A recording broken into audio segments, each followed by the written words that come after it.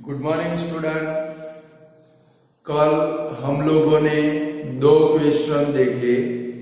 एक 4 मार्क का क्वेश्चन देखा कभी expression of metal middle at reactivity series, और सेकंड देखा थर्मिक रिएक्शन। जरा उनका फिर से रिवीजन कर ले फटाफट। तो student, middle at reactivity series कभी मेटल लाइक कौन सी भाई, Zn, Fe, Pb और Cu कहाँ पर आती है भाई, मिडल एट रिएक्टिविटी सीरीज। ये जो मेटल है वो कैसी होती है भाई, मॉडरेटली रिएक्टिव मेटल। ये मेटल यानी कि मेटल एट रिएक्टिविटी सीरीज हमें अर्थ क्रस्ट में से सल्फाइड या तो कार्बोनेट ओर के फॉर्म में अवेलेबल होती है।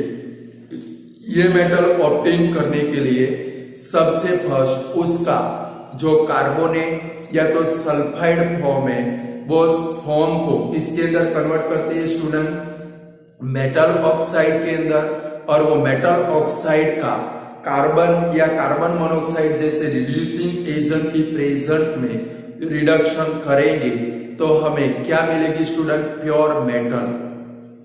बट सल्फाइड कंटेनिंग ओर को मेटल ऑक्साइड में कन्वर्ट करने के लिए एक प्रोसेस यूज होती है जिसको बोलते हैं रोस्टिंग। और second number, carbonate containing ore को मेटल ऑक्साइड में कन्वर्ट करने के लिए जो प्रोसेस यूज होती है इसको बोलते हैं calcination.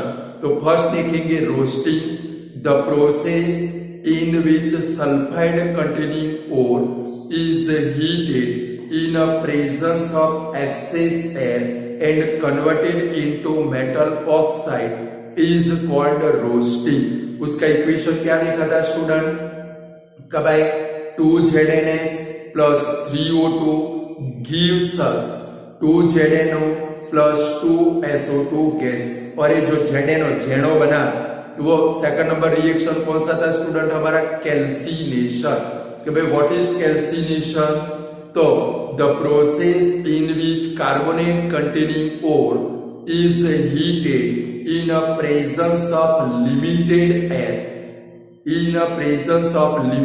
Air and converted into metal oxide is called calcination. उसको क्या बोलते हैं स्टूडेंट, कैल्सिनेशन। रिएक्शन कौन सा था, Zn का ही था।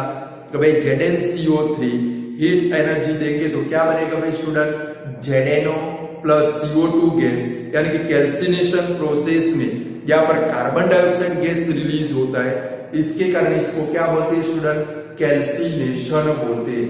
अब ये जो मेटल ऑक्साइड बना वो मेटल ऑक्साइड का suitable reducing agent like carbon and carbon monoxide की प्रेजेंट में रिडक्शन करते हैं। कार्बन या कार्बन मोनोऑक्साइड रिएजेंट कार्बन या कार्बन मोनोऑक्साइड की प्रेजेंट में रिडक्शन करते हैं तो हमें क्या मिलती है स्टूडेंट, मेटल ऑब्टेन होती है। यानी कि ZnO plus C gives us Zn plus CO या तो ZnO plus CO gives us Zn plus CO2 gas. Metal मिल गई। कभी स्टूडेंट ये जो कार्बन या कार्बन मोनोऑक्साइड के बदले में मोर एक्टिव मेटल की मदद से, यानी कि कार्बन या कार्बन मोनोऑक्साइड के साथ में रिडक्शन के बदले में कभी कभी डिस्प्लेसमेंट रिएक्शन भी यूज होते। कभी मेटल ऑक्साइड का डिस्प्लेसमेंट रिएक्शन करेंगे तो भी हमें क्या मिलते हैं स्टूडेंट, मेटल मिलती है। Metal like sodium, potassium, calcium, magnesium, aluminium, ये जो मेटल है वो मोर एक्टिव मेटल है। और मोर एक्टिव मेटल ये जो हमारे मेटालिक ऑक्साइड बने उसमें से लेस एक्टिव मेटल के ऑक्साइड में से लेस एक्टिव मेटल को वो क्या करती है भाई, डिस्प्लेस्ड करती है। एग्जाम्पल था कि भाई क्रोमियम ऑक्साइड का एल्यूमिनियम के साथ में डिस्प्लेसमेंट रिएक्शन करे तो एल्यूमिनियम क्रोमियम से मोर एक्टिव मेटल है, जिसके कारण aluminium oxide Al2O3 and chromium metal मिलती है। रिएक्शन कौन सा था स्टूडेंट, Cr2O3, इसको बोलते हैं chromium oxide plus 2Al gives us Al2O3 Cr। इसके बाद में हमने देखा थर्मिट रिएक्शन। तो स्टूडेंट जो भी डिस्प्लेसमेंट रिएक्शन है वो हाईली एक्सोथर्मिक रिएक्शन है। ये रिएक्शन के अंदर लॉट ऑफ अमाउंट के अंदर हीट एनर्जी प्रोड्यूस होती है, जिसके कारण हमें जो मेटल अवेलेबल होती है वो ऑलवेज मोल्टन स्टेट के अंदर अवेलेबल होती है। लाइक एग्जांपल कि भाई जब आयरन ऑक्साइड Fe2O3 को एल्यूमिनियम के साथ में हीटेड करें तो वहां पर aluminium oxide and iron metal मिलती है। ये जो आयरन मेटल है वो कौन से फॉर्म में होती है भाई, मोल्टन स्टेट के अंदर। और ये रिएक्शन का यूज कहां पर होता है स्टूडेंट, तो रेलवे ट्रैक के अंदर जो क्रैक होती है वो क्रैक को ज्वाइन करने के लिए ये रिएक्शन यूज होता है। ये रिएक्शन को क्या बोलते हैं स्टूडेंट, थर्मिट रिएक्शन। इसका नीचे जो रिएक्शन है वो लिखना कंपल्सरी है, यानी कि Fe2O3 plus 2Al gives us Al2O3 plus 2Fe liquid. ये थर्मिट रिएक्शन का क्या है भाई, reaction.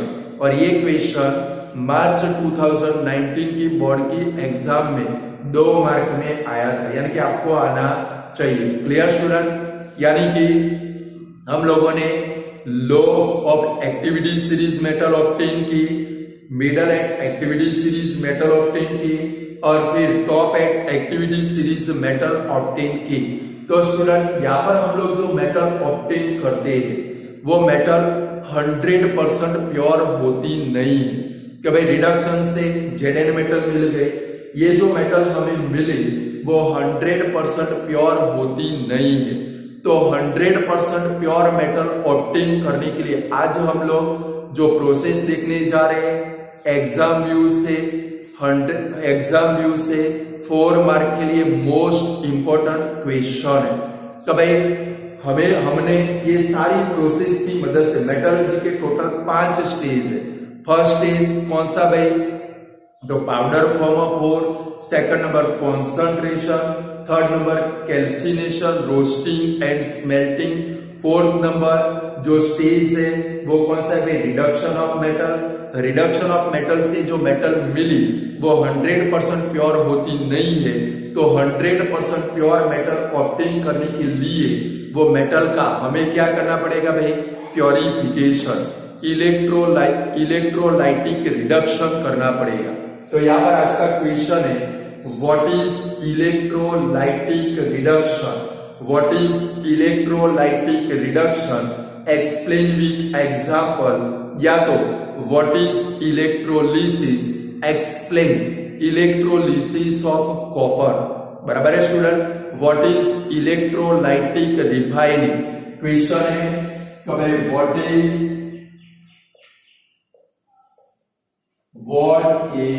Electrolytic,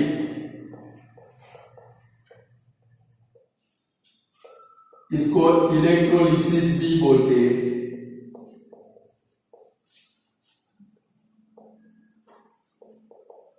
What is electrolytic refining? Explain with example.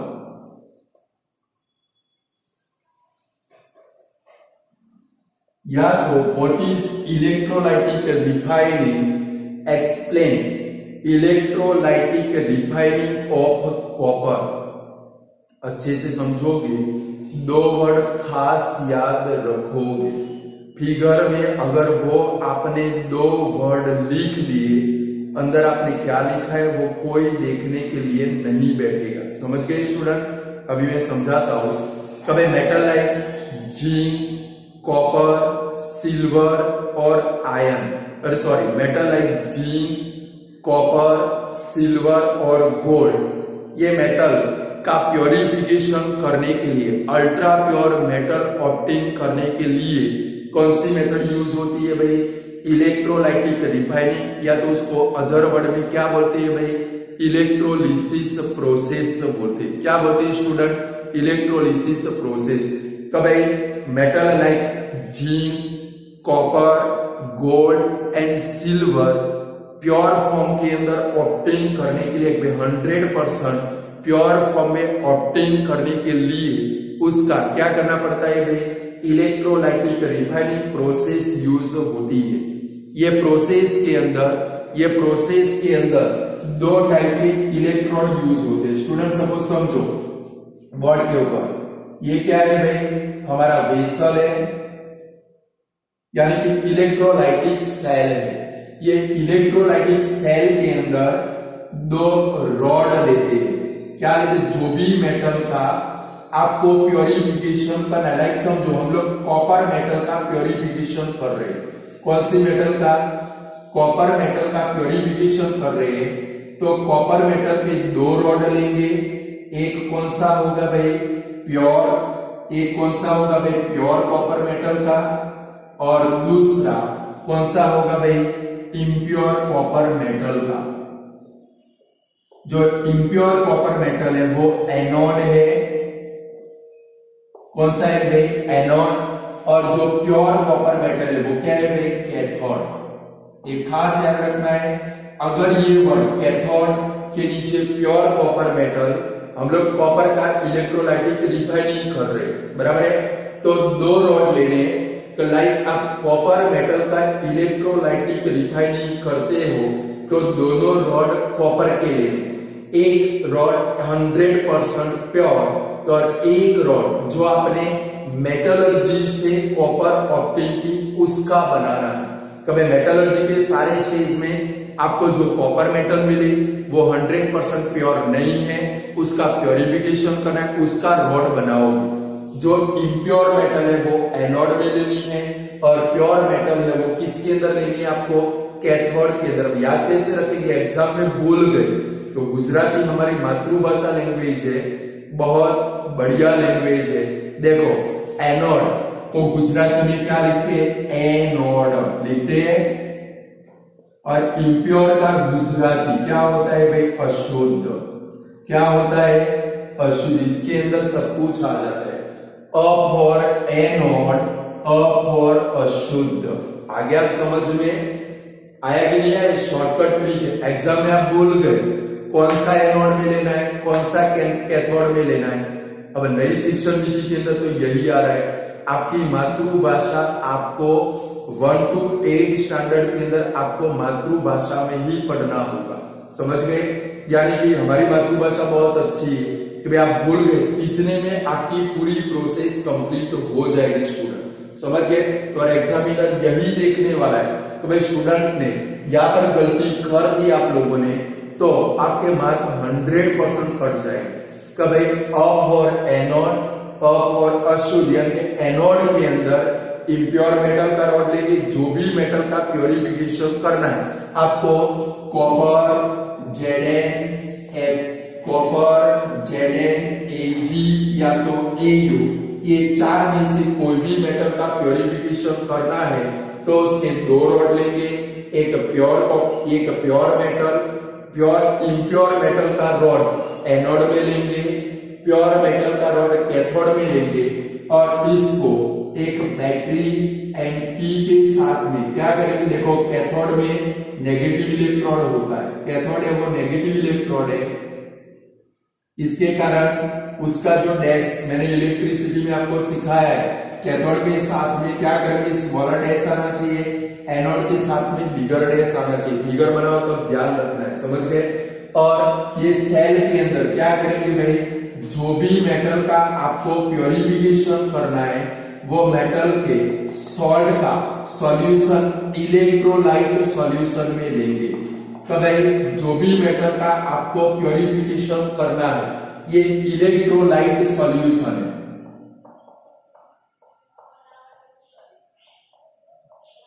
Electrolyte solution है। जो भी मेटल का प्योरिफिकेशन करना है, जिंक का करना है तो जिंक के कोई सॉल्ट का सॉल्यूशन, कॉपर का करना है तो कॉपर के सॉल्ट का सॉल्यूशन, गोल्ड का करना है तो गोल्ड के सॉल्ट का सॉल्यूशन, सिल्वर का प्योरिफिकेशन करना है तो सिल्वर के सॉल्ट का सॉल्यूशन इलेक्ट्रोलाइट सॉल्यूशन में लेंगे।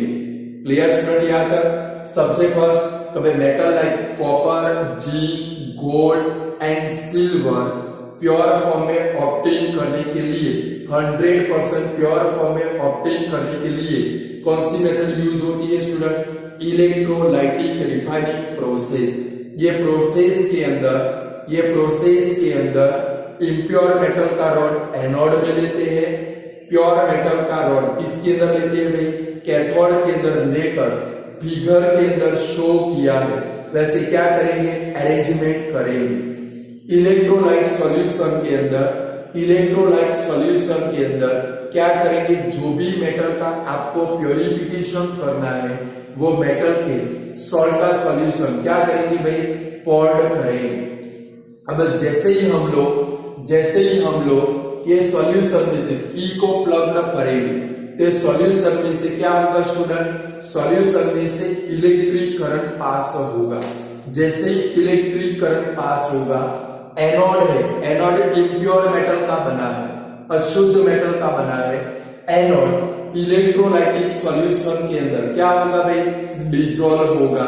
कभी जैसे ही हम लोग ये सॉल्यूशन में से इलेक्ट्रिक करंट पास करेंगे, जैसे ही हम लोग ये सॉल्यूशन में से इलेक्ट्रिक करंट पास करेंगे तो एनोड जो है वो एनोड इलेक्ट्रोलाइट सॉल्यूशन के अंदर डिसॉल्व होगा और जितना एनोड इलेक्ट्रोलाइट सॉल्यूशन के अंदर डिसॉल्व होगा इतने अमाउंट के अंदर कैथोड के ऊपर प्योर मेटल क्या होगी भाई? डिपोजिटेड होगी। ये भी कॉपर मेटल का रॉड है, ये भी कॉपर मेटल का रॉड है। तो भाई जैसे ही हम लोग इलेक्ट्रोलाइट की को प्लग करेंगे तो ये इलेक्ट्रोलाइटिक सॉल्यूशन है, वो इलेक्ट्रोलाइटिक सॉल्यूशन में से इलेक्ट्रिक करंट पास होगा और जैसे इलेक्ट्रिक करंट पास होगा तो एनोड है, वो एनोड इम्प्योर मेटल का बना है, वो एनोड क्या होगा भाई? इलेक्ट्रोलाइटिक सॉल्यूशन के अंदर डिसॉल्व होगा। जितने अमाउंट के अंदर एनोड इलेक्ट्रोलाइट सॉल्यूशन के अंदर डिसॉल्व होगा इतने अमाउंट के अंदर प्योर मेटल कैथोड के ऊपर डिपोजिटेड होगी। Clear student? अब यहाँ पर एनोड तो किससे बना है भाई? इम्प्योर मेटल से। एनोड यानी कि अशुद्ध रॉड है, अशुद्ध सलिया है, उसके अंदर इम्प्यूरिटी प्रेजेंट है। यानी कि एनोड जैसे जैसे इलेक्ट्रोलाइट सॉल्यूशन के अंदर डिसॉल्व होगा तो ये जो इलेक्ट्रोलाइट सॉल्यूशन है इसके अंदर दो टाइप की इम्प्यूरिटी ऐड होगी। अच्छे से समझना वरना नहीं समझ पाओगे। तो भाई एनोड क्या होता है? हम लोग जैसे ही इसमें से इलेक्ट्रिक करंट पास करते हैं, एनोड इलेक्ट्रोलाइट सॉल्यूशन के अंदर डिसॉल्व होता है। जितने अमाउंट में एनोड इलेक्ट्रोलाइट सॉल्यूशन के अंदर डिसॉल्व होगा उतने अमाउंट के अंदर प्योर मेटल क्या होगी भाई? ये इलेक्ट्रोलाइट सॉल्यूशन में से कैथोड के ऊपर डिपोजिटेड होगी। अब एनोड तो इम्प्योर रॉड है, इसके अंदर इम्प्यूरिटी प्रेजेंट है। वो इम्प्यूरिटी दो टाइप की होती है, soluble impurity and insoluble impurity. जो सॉल्युबल हो जाए और जो सॉल्युबल न होती हो। तो भाई इम्प्यूरिटी भाई एनोड जैसे ही इलेक्ट्रोलाइट सॉल्यूशन के अंदर डिसॉल्व होगा उसके अंदर दो टाइप की इम्प्यूरिटी प्रेजेंट है, soluble impurity and insoluble impurity. तो स्टूडेंट जो सॉल्युबल इम्प्यूरिटी है वो इलेक्ट्रोलाइट सॉल्यूशन के अंदर ये इलेक्ट्रोलाइट सॉल्यूशन के अंदर डिसॉल्व फॉर्म में रिमेन हो जाती है। कि भाई जो सॉल्युबल इम्प्यूरिटी है वो कहां पर रह जाती है भाई? ये इलेक्ट्रोलाइट सॉल्यूशन के अंदर। और जो इनसॉल्युबल इम्प्यूरिटी है जो इसके अंदर क्या होती है भाई? सॉल्युबल होती नहीं है। जो इनसॉल्युबल इम्प्यूरिटी है वो एनोड के नीचे, देखो मैंने जो फिगर ड्रॉ करके लिए यहाँ पर कुछ ऐसा किया है। जो इनसॉल्युबल इम्प्यूरिटी है वो एनोड के नीचे डिपोजिटेड होती है, जिसको क्या बोलते हैं स्टूडेंट? Anodic mud. क्या बोलते हैं भाई? Anodic mud. मड का मतलब क्या होता है? कचरा। क्या होता है? कचरा। बटे कचरा नहीं होता है। इसके अंदर कभी कभी बहुत सारी टाइप की प्रीशियस मेटल भी प्रेजेंट होती है, कीमती मेटल है इसके अंदर क्या होती है भाई? प्रेजेंट होती है। तो ये जो था वो आपका इलेक्ट्रोलाइटिक रिफाइनिंग था। क्या था स्टूडेंट?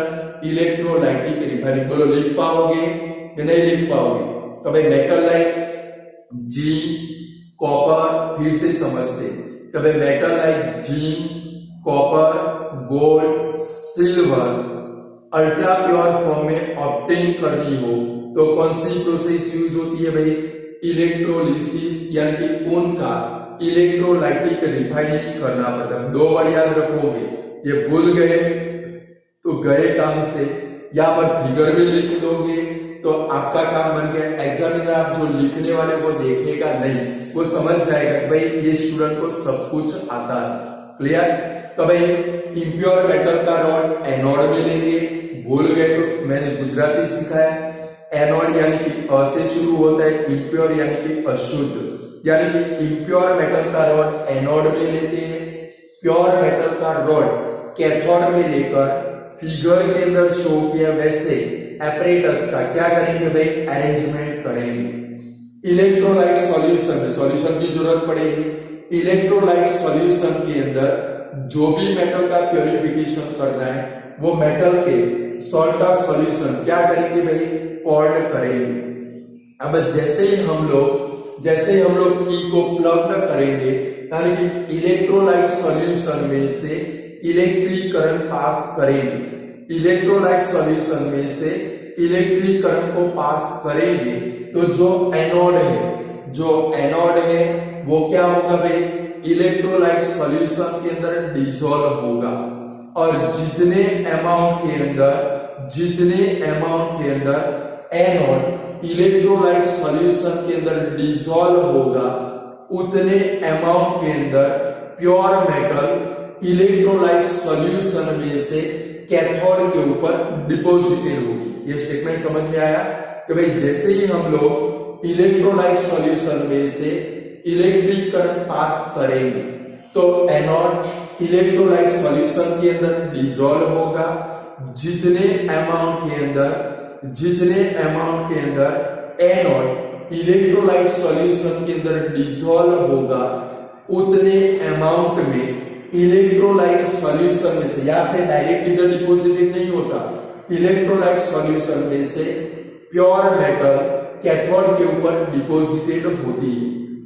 अब स्टूडेंट एनोड तो इम्प्योर मेटल से बना है, इसके अंदर इंप्यूरिटी प्रेजेंट है। वो इंप्यूरिटी 2 टाइप की है, soluble impurity and insoluble impurity.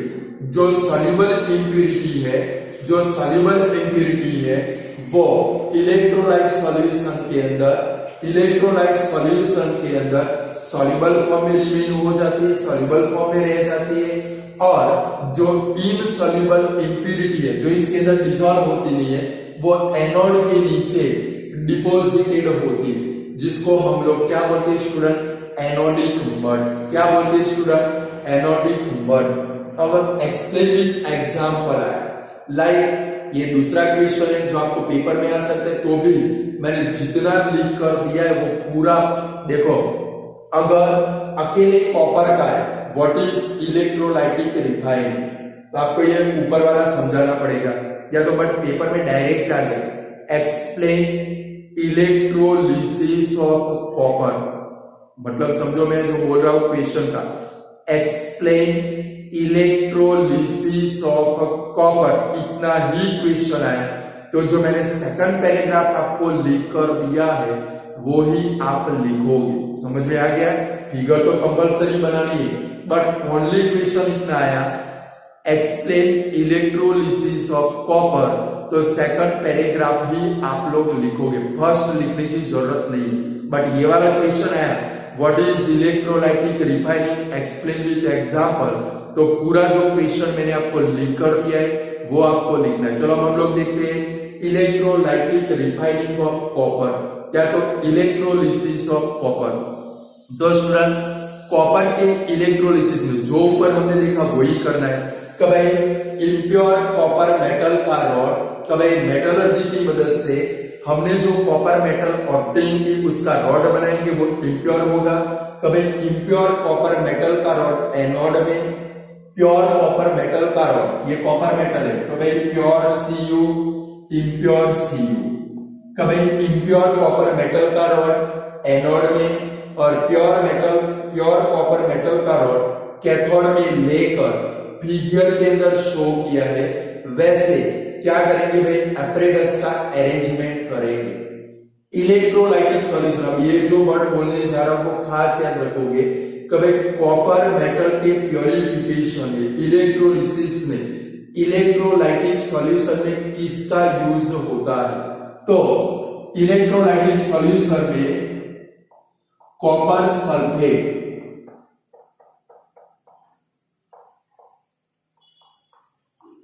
इसका सॉल्यूशन यूज करेंगे कॉपर सल्फेट। भाई इलेक्ट्रोलाइटिक सॉल्यूशन में कॉपर सल्फेट का सॉल्यूशन यूज करेंगे।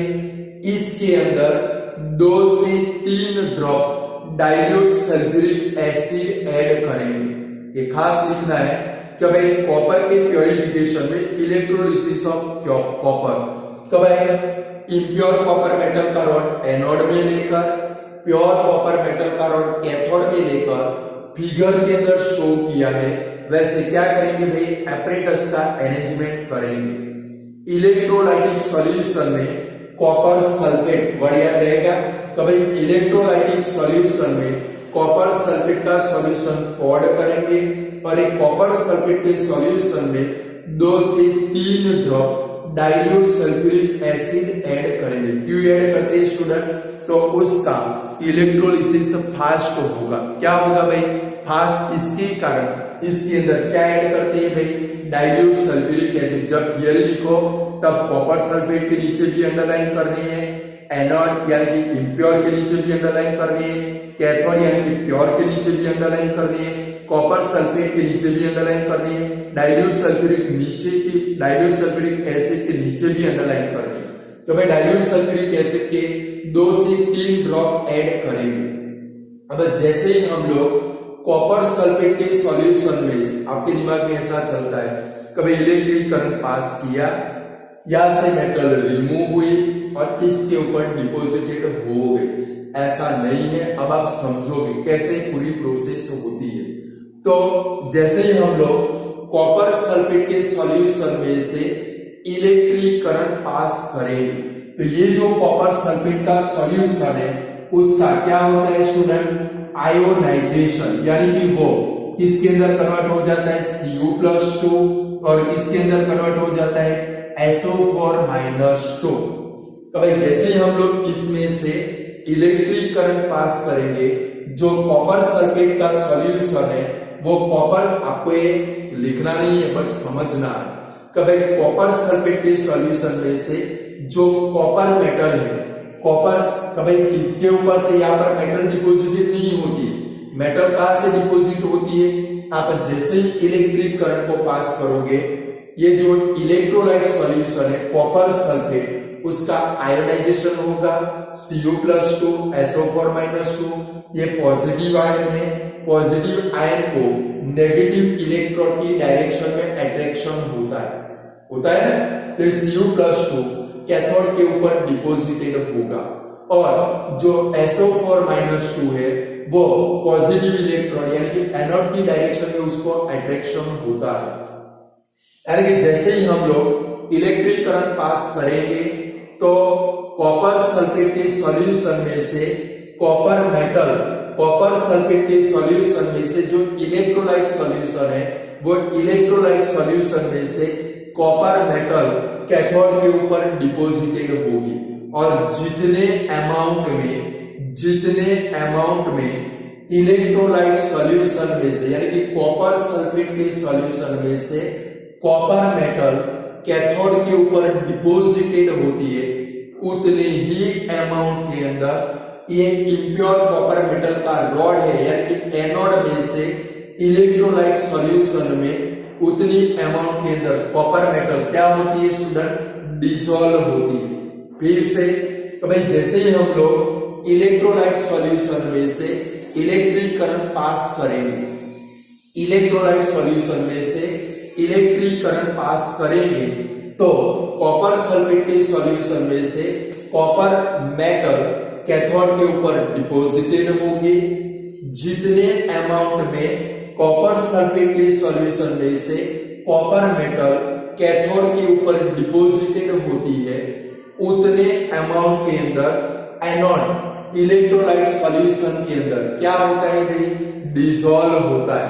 यानी कि देखो यहाँ पर अगर समझो कभी एनोड डिसॉल्व न होता, एनोड डिसॉल्व न होता तो क्या होता, कभी ये कॉपर सल्फेट के सॉल्यूशन में से Cu+2 मेटल कैथोड के ऊपर डिपॉजिटेड होती जाती और ये जो सॉल्यूशन है इसके अंदर कॉपर मेटल लेस हो जाती, यानी कि उसकी स्कैरसिटी हो जाती। क्या हो जाती स्टूडेंट, स्कैरसिटी।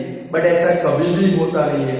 उसका मेन कॉज कौन सा है, जितनी कॉपर मेटल या से इधर डिपॉजिटेड होती है उतने अमाउंट के अंदर एनोड में से कॉपर मेटल इसके अंदर भाई कॉपर सल्फेट के सॉल्यूशन के अंदर क्या होती है स्टूडेंट, डिसॉल्व होती है, जिसके कारण कॉपर सल्फेट के सॉल्यूशन में कभी भी कॉपर मेटल की स्कैरसिटी होती है। सपोज एक क्वेश्चन पेपर में आ जाए तो आप एक्सप्लेन कर पानी चाहिए, समझ गए।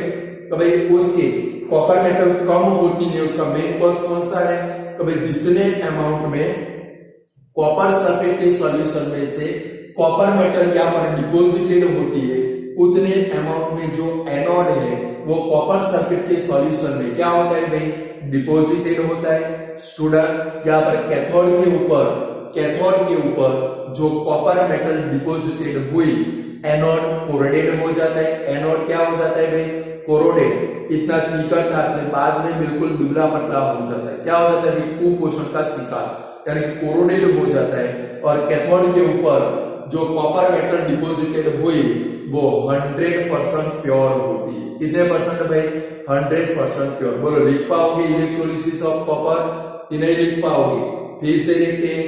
तो भाई इलेक्ट्रोलिसिस ऑफ कॉपर, तो स्टूडेंट फिर से हम लोग देखते हैं, फिर से पूरी प्रोसेस लिख लेते हैं बराबर, यानी कि आपको कंप्लीट हो जाए। भाई व्हाट इज इलेक्ट्रोलाइटिक रिफाइनिंग, तो student metal like zinc, copper, gold and silver pure form में ऑब्टेन करने के लिए जो प्रोसेस यूज होती है जिसको क्या बोलते हैं भाई, इलेक्ट्रोलाइटिक रिफाइनिंग। ये प्रोसेस के अंदर इम्प्योर मेटल का रॉड एनोड में लेते हैं, प्योर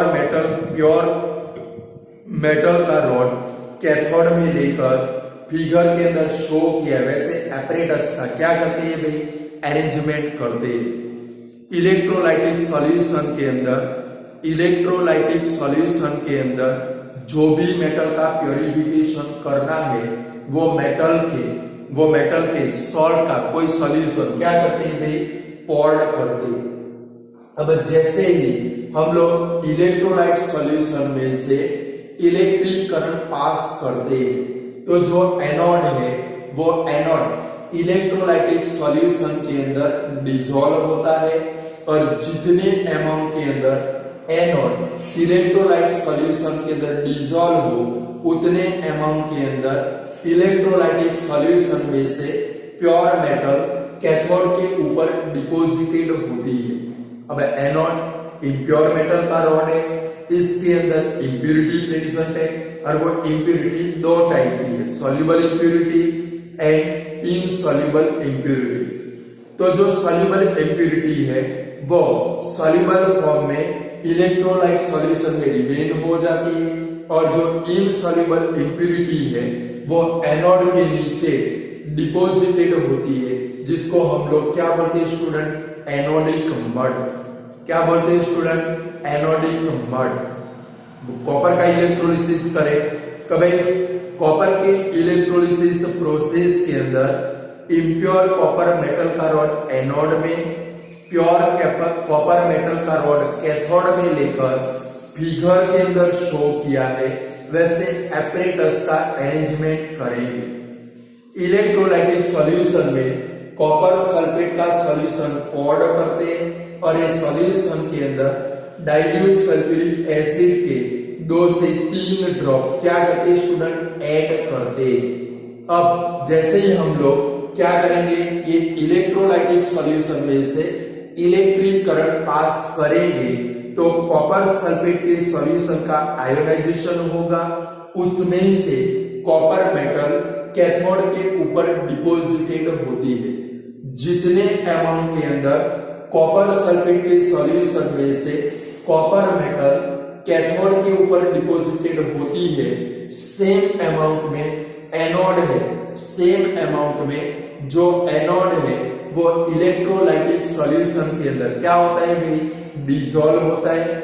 सॉल्युबल इंप्योरिटी है वो सॉल्युबल फॉर्म में रह जाती है, और इनसॉल्युबल इंप्योरिटी क्या होती है स्टूडेंट, एनोड के नीचे डिपॉजिटेड होती है।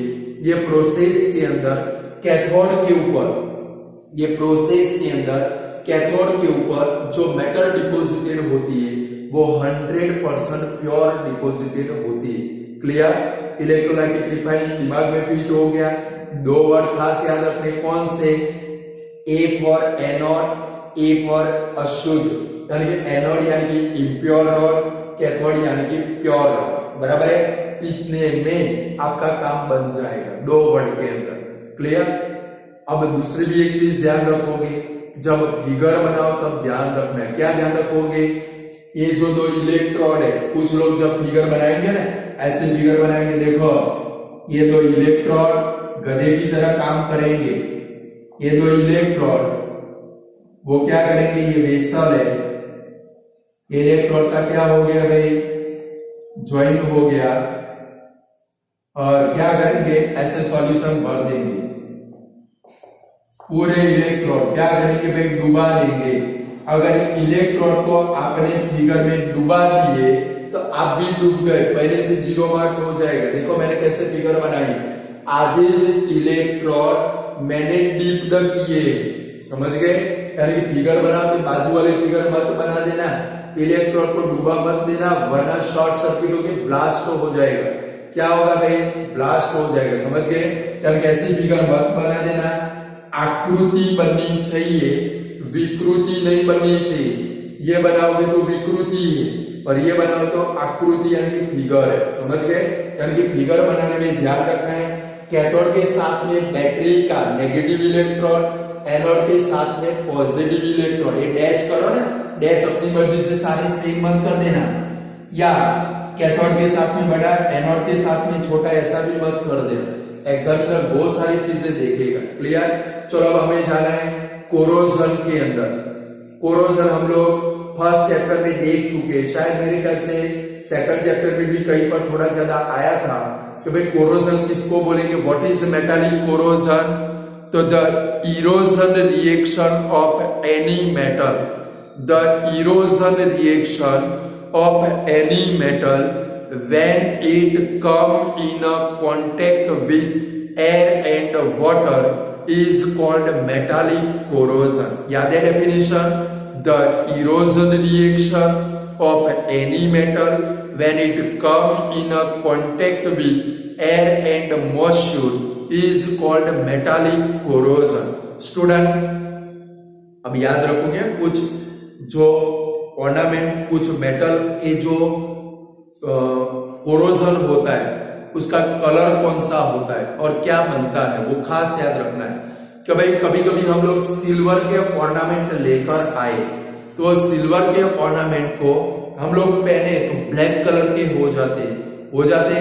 कभी स्टूडेंट मेटल लाइक सिल्वर को एयर के अंदर एक्सपोज करेंगे तो सिल्वर के ऑर्नामेंट ब्लैक कलर के हो जाते हैं।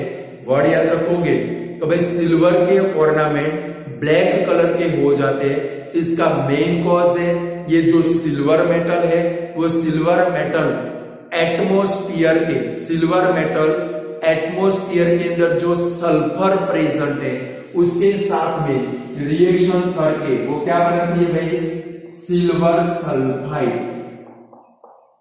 और इसका जो कलर है वो कौन सा होता है भाई, ब्लैक कलर। कौन सा होता है भाई, ब्लैक कलर। टेक्स्ट बुक में अंडरलाइन करोगे तो भाई फर्स्ट जो पोर्शन है कभी मेटल लाइक सिल्वर को हम लोग एयर के अंदर, सिल्वर के ऑर्नामेंट को एयर के अंदर एक्सपोज कर दे तो वो कौन से कलर के हो जाते हैं, ब्लैक कलर। ब्लैक कलर के नीचे अंडरलाइन करोगे क्योंकि सिल्वर मेटल एटमॉस्फेयर के सल्फर के साथ में रिएक्शन करके क्या बनाती है भाई, सिल्वर सल्फाइड। क्या बनाती है स्टूडेंट, सिल्वर सल्फाइड। और इस सिल्वर सल्फाइड का जो कलर है वो कौन से कलर का होता है भाई, ब्लैक कलर। और ये क्या है भाई, metallic corrosion. Same copper metal के जो यूटेंसिल है, नए कॉपर मेटल के यूटेंसिल लाए, उसकी सरफेस एकदम शाइनी होती। आपकी मम्मी डेली सूर्य भगवान को पानी चढ़ाती है तांबे का लोटा लेकर, और वो एकदम 2-3 दिन के बाद उसको घसती है, साफ करती है, क्लीन करती है, एकदम नया नकोर हो जाता है। वो कॉपर मेटल को एयर के अंदर एक्सपोज करे तो एटमॉस्फेयर के कार्बन डाइऑक्साइड के साथ में रिएक्शन करके, एटमॉस्फेयर के कार्बन डाइऑक्साइड के साथ में रिएक्शन करके कॉपर कार्बोनेट बनाती है।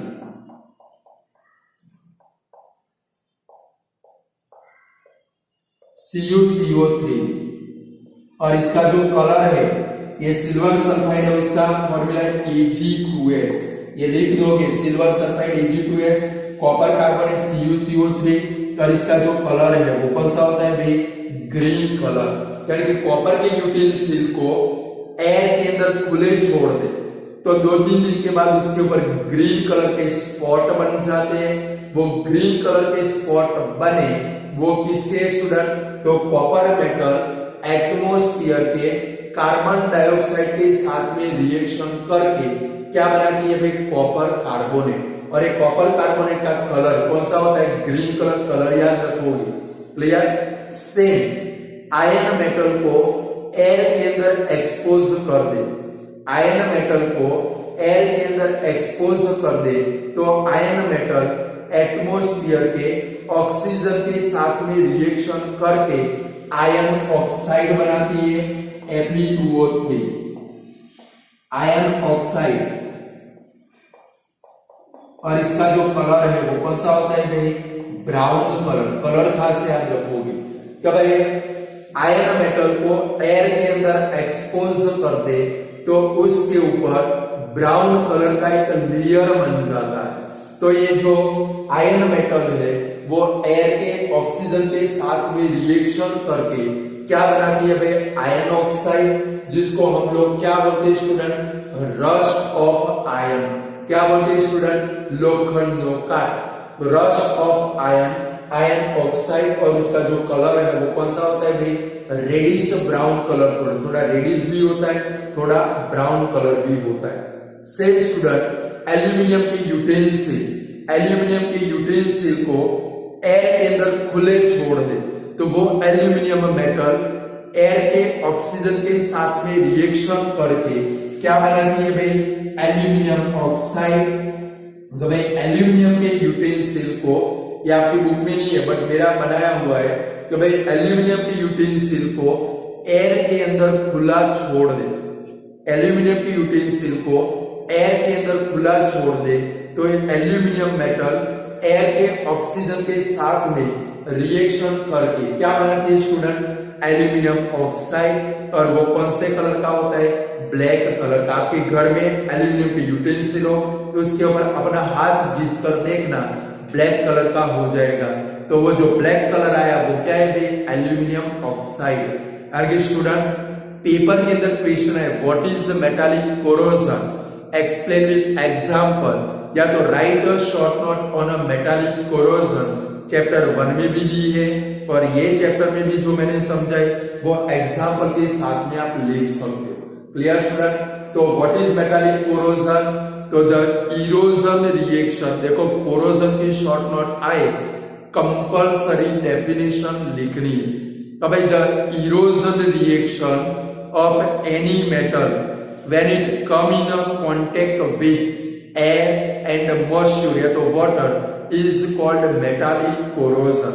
स्टूडेंट अगर हम लोग सिल्वर के ऑर्नामेंट को एयर के अंदर खुले छोड़ दें तो ब्लैक कलर के हो जाते हैं। उसका मेन कॉज है वो क्या करेगी भाई, सिल्वर मेटल एटमॉस्फेयर के सल्फर के साथ में रिएक्शन करके क्या बनाती है भाई, सिल्वर सल्फाइड। और उसका जो कलर है वो कौन सा होता है भाई, ब्लैक कलर। मम्मी सिल्वर के ऑर्नामेंट लेकर आए, 4 या 5 दिन के बाद कभी कभी हमारा पसीना अच्छा ना हो तो बिल्कुल ब्लैक कलर के हो जाते हैं, तो वहां पर वो क्या बन गया भाई, सिल्वर सल्फाइड बन गया।